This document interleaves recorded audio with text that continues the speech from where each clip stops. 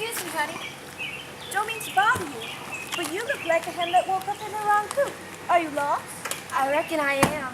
I can't find the store. I thought I was going the right way, but now I don't know. Well, honey, you are going the right way, because there isn't a wrong one. Just follow this road. Keep walking like you are. You'll see a store on your left, just down there past King Street. If you turn the corner and keep walking by the tracks, you'll see another store across the highway. We have 2 stores here. I like the one on the highway, but you need to make up your mind for yourself. 2 stores? My goodness. We didn't have any stores down home. We had to hitch up and go 12 miles to Saturn. We went about once or twice a year when I was a youngin'. Papa went more, but us kids didn't. Mama didn't like it, so she didn't go much. Where are you from? I don't know where Saturn is. Is that in North Carolina? Oh, honey, my name is Bertha Morris. Good to meet you. I'm Mattie Yates. No, ma'am, Saturn's in Mississippi. We come from there. Just got here yesterday. We're staying with my brother Theron and his wife over yonder somewhere. I think it's over there. Mississippi? My goodness, that's a long way off. I've never been out of North Carolina. We're from around Boone. I thought getting here from there took an age. How long were you on the road? Long time. We left home about 2 months ago. We would have gotten here sooner, but I got laid up with something. I was really sick. As soon as I was able, we started up again. Old Ezra, that's our mule. I don't think he's ready to make that kind of trip again. Me neither. Every bone in my body still aches. Well, you poor thing. No wonder you look so lost. How old are you, honey? I'm 16, ma'am. 16 and married? My goodness. I was 18 before I even thought about marrying. But us Mitchells, I was a Mitchell before I married. Didn't marry early. Papa would have a fit.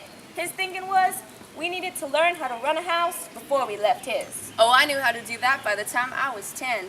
My mama died when I was 8, and I was the oldest girl with 3 youngins, so I had to step up and get busy. Papa married again a few years ago. Me and William married last September, near a year ago. And how did you 2 end up here? My brother Theron started working up at the mill about 3 years ago. He saw a notice up at the feed store some time before that and came up here to work. My husband William was not too happy about farming. Never was. And Theron was doing so good here. So the next thing I knew, we packed up what we had and we moved up. Well, you could do a lot worse. We lost our farm to taxes, and Paul, my husband, knew a fellow who came here. Now we have a good house, not big with 5 kids to bed down, but we manage. We have a church in the village here and even our own doctor. Let's see. It's 1910 now, so Doc has been looking after us for 3 years now. We used to have to go to the doctors in town, but they charge a dear price. And Doc only charges a little bit, usually $1 for most things. And he's a real doctor, special schooling and all.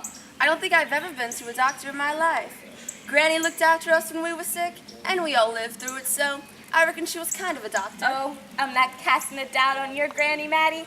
Mine kept us warmed and healthy back home when we were growing up. The things that woman knows, she learned it all from her Granny, she said. I wish I'd paid more attention. I was the only girl. Just had brothers, and I don't remember nothing of what Granny did. Now she's so far away, I don't reckon I'll ever get back home again.